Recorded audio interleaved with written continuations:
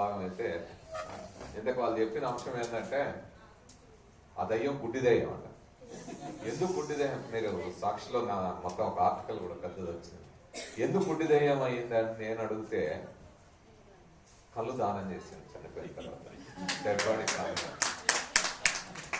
అంటే 21వ శతాబ్దంలో మనం ఇంకా ఏ స్థాయిలో ఉన్నాం ఆలోచన అనేది అర్థమవుతాం. సావిత్రిబాయి పూలే మనకు ఎప్పుడో 150 సంవత్సరాల క్రితం మూఢనమ్మకాలకు వ్యతిరేకంగా, అంటే శతాబ్దంన్నర కాలం క్రితం మూఢనమ్మకాలకు వ్యతిరేకంగా మహాత్మా జ్యోతిబాయి పూలే, సావిత్రిబాయి పూలే ప్రయత్నిస్తే ఈ రోజుకి ఆ పరిస్థితి కొనసాగుతాం. కాబట్టి ఈ అవయధానం కానీ ఇట్లాంటి అంశాల మీద మనం ఇంకా లోతుగా ప్రచారం చేయాల్సిన అవసరం ఉంది. అది ఆ వైజ్ఞానిక దృక్పథాన్ని ప్రజల్లో పెంపొందించాల్సిన అవసరం. రెండో అంశం ఇది సావిత్రిబాయి పూలే గారి వర్ధంతి. ఆమె చనిపోయిన సందర్భాన్ని గుర్తు చేసుకోవాలి. ఇటీవల కాలంలో కరోనా వచ్చినప్పుడు ఆలోచించండి, ఇళ్లలో కూర్చొని ఎంత గడగడ వణికిపోయారు. మన ఇంట్లో ఎవరికన్నా కరోనా వస్తే కూడా అంత గడగడలాడుతూ వణుకుతూ మొత్తం దేశం అంతా తలుపులు పెట్టుకున్నది ఒక రోగం పేరు చేస్తే అది 21వ శతాబ్దంలో 2020లో. కానీ ఎప్పుడో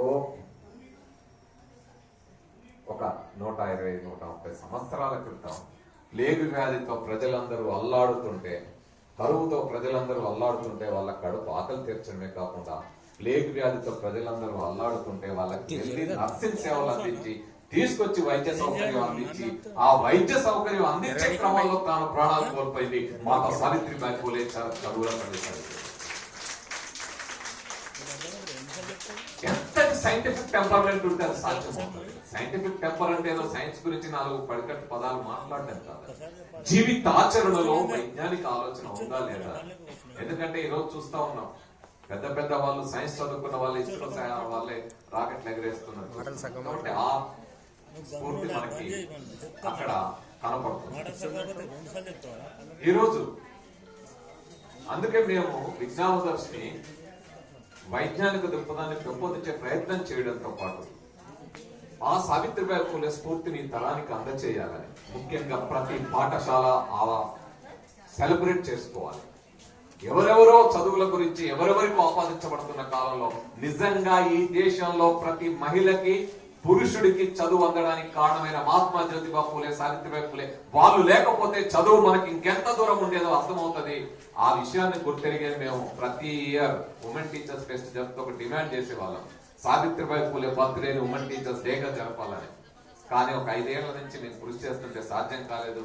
ఈసారి మేము ప్రభుత్వం దృష్టికి తీసుకెళ్లి పట్టుబట్టి మెమోరాండం ఇచ్చి కూర్చొని 1 గంట సేపు రాత్రి మంత్రి గారికి, సీతక్క గారికి విన్నవించి మొత్తం వివరాలన్నీ చెప్పిన తర్వాత తెల్లారి వెళ్తే 24 గంటల్లో 2వ తారీఖు మనకు ఆర్డర్ రావడం. కొన్ని వేల విద్యా సంస్థల్లో ఈ ఇయర్ ఉమెన్ టీచర్స్ డేగా సావిత్రిబాయి పూలే బర్త్డే సెలబ్రేట్ చేసుకోవడం జరిగింది. నెక్స్ట్ ఇయర్ నుంచి అది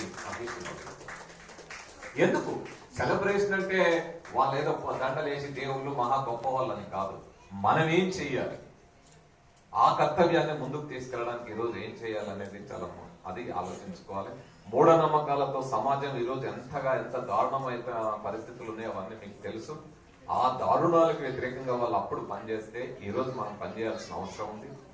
అదేవిధంగా వీటన్నిటికీ కారణాలు సమాజంలో అసమానతలకి లేదా వివక్షకి, ఈ అణిచివేతకి, పెత్తనానికి భారతదేశంలో ప్రధానమైన కారణం మనువాద వ్యవస్థ. ఆ మనువాద వ్యవస్థకి వ్యతిరేకంగా తిరుగుబాటు చేయకుండా, మనలో ఉండే మనువాద భావజాలం మీద కూడా మనం ఘర్షణ పడకుండా ఈ మిగతావేవి సాధ్యం కాదు. సమానత్వం సాధ్యం కాదు. భారత రాజ్యాంగంలో చెప్పుకున్న స్వేచ్ఛ, సమానత్వం, సౌభ్రాతృత్వం సాధ్యం కాదు. కాబట్టి ఆ మనువాదానికి వ్యతిరేకంగా మనందరం కలిసి కదిలి పనిచేయడమే సావిత్రిబాయి పూలే, మహాత్మా జ్యోతిబా పూలే, డాక్టర్ బాబాసాహెబ్ అంబేద్కర్లకి అందించే నివాళి. సో ఈ అవకాశం కల్పించిన గూడూరు సీతామహాలక్ష్మి గారికి, ముఖ్యంగా వారు చేస్తున్న అవయదానం, అదేవిధంగా Savitribai Phule educational charitable trust పెట్టి విద్యా సేవలు అందరికీ అందించడం, ఆ కృషి చాలా బాగా చేస్తున్నారు. సో వారికి ధన్యవాదాలు, అభినందనలు తెలియజేస్తూ ఒకటి మెడికల్ మిరకిల్ అంటారు కదా, గాంధీ గారు ఇక్కడ ఉన్నారు. వారు ఎక్కడి దాకా హాస్పిటల్లో వెళ్ళొచ్చారో ప్రాక్టికల్ గా నేను కూడా చూసి వచ్చిన వాడిని తెలుసు. కాబట్టి ఈ రోజు గాంధీ గారు ఇట్లా సభల్లో పాల్గొనడం నాకైతే చాలా ఆనందంగా ఉంది. సో థ్యాంక్ యూ, అందరికీ అభినందనలు. థ్యాంక్ యూ అన్న. సావిత్రిబాయి పూలే జయంతిని ప్రభుత్వ అధికార లాంఛనాలతో చేసే విధంగా మీరు ఒక జీవోని తీసుకొచ్చినందుకు ముందుగా ఈ సభాముఖంగా మీకు ముందే అభినందన చెప్పాలి. మేము అదే రోజు జనవరి 3వ తారీఖున ఈ జీవో ఇచ్చినట్టుగా అక్కడ వేదిక మీద ఉన్న సత్యకుమార్ యాదవ్ మా హెల్త్ మినిస్టర్ కూడా అప్పీల్ చేస్తాం. కాస్త సీఎం గారికి చెప్పండి. 2016లో ఏపీలో ఆ జీవో ఇచ్చారు, 2-3 ఏళ్ళు అది జరిపారు. కానీ తర్వాత వచ్చిన గవర్నమెంట్ దాన్ని పక్కన పెట్టింది. అధికారికంగా సావిత్రిబాయి పూలే జయంతి రోజున మహిళా ఉపాధ్యాయ దినోత్సవం చేయలేదు. వాళ్ళు కాస్త బుద్ధి చేయండి మీ సీఎం గారికి అని చెప్పేసి వెంబడి స్ఫూర్తిగా తీసుకొని ఆ జీవో ఇచ్చిన వెంటనే ఆ వేదిక మీద మేము మాట్లాడటం జరిగింది. మహిళలు అంటే ఇంకా చులకనే. మహిళల కోసం ఏదైనా ఒక చట్టాలను ఒక హక్కుల్లో చేయాలంటే ప్రభుత్వానికి ఇంకా చిన్న ఉదాసీనంగా ఉంటుంది. కానీ మీరు చాలా కన్విన్స్ చేశారు సీతక్క గారిని. కాబట్టి ఆవిడ వెంటనే జీవో ఇచ్చడానికి కన్విన్స్ అయ్యారు. ఆవిడ అక్కడ కన్విన్స్ చేశారు, ఇక్కడ ఈవిడ మీరు కన్విన్స్ చేశారు. సో మేము మహిళల పక్షాన మీకు హృదయపూర్వకంగా సామాజిక ఉద్యమం తెలియజేస్తున్నాం.